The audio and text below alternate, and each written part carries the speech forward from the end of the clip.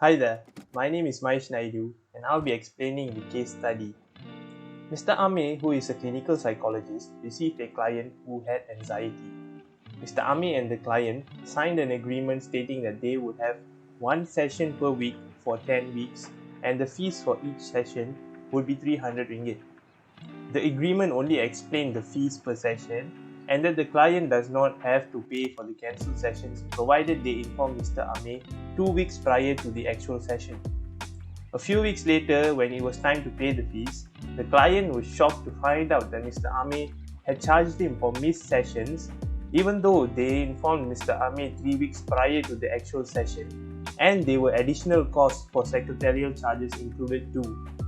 Standard 6.02a, it states that all psychologists must maintain client confidentiality when it comes to creating, storing, accessing, transferring, as well as disposing of records under their control.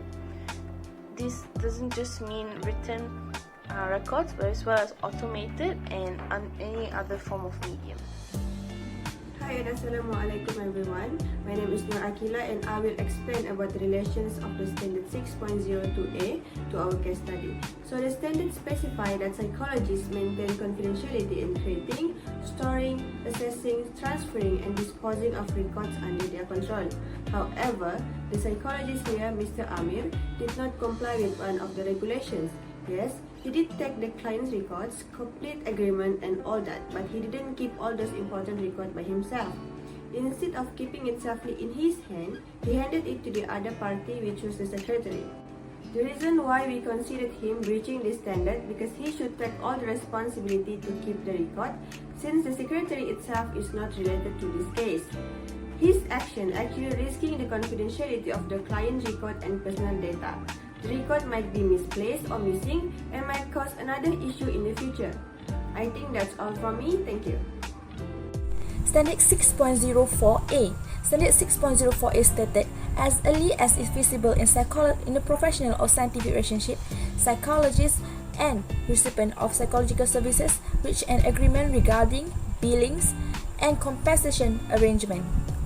Hey to Doctor and all my fellow classmates. My name is Martina and now I am going to explain about the relation between Standard 6.04a and our case studies. So, the client and Mr. Amer agreed upon carrying out session per week for 10 weeks and the rate for each session was 300 ringgit. One of the terms that involved the cancellations of the session by the client stated that if the client had informed the cancellation of the session 2 weeks before the session, Mr. Ame would not have to pay the fees for corresponding session with the psychologist. Hi, I'm Siti Nurasha Atira and I will proceed with the next standard which relates to the case study, which is Standard 6.04c, where psychologists do not misrepresent their fees.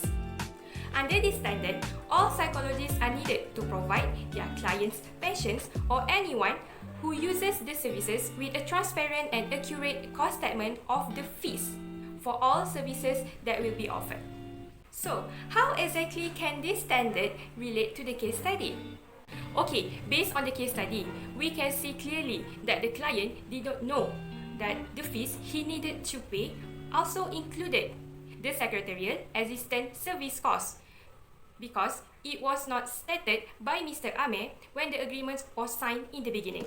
It became a problem when the client confronted Mr. Ame regarding the additional cost on the secretarial assistant service, and Mr. Ame said that the cost has been included in the signed agreement, but actually it's not.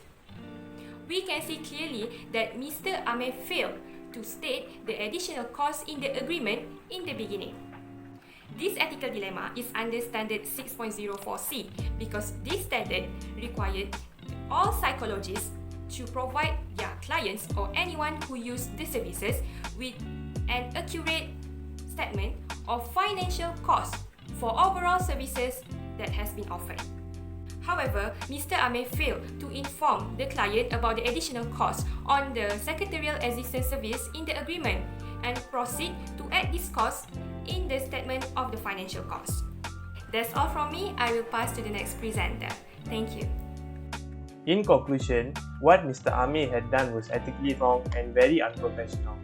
He violated various ethical standards such as Standard 6.02A, Standard 6.04A, as well as Standard 6.04C, as explained by my groupmates previously.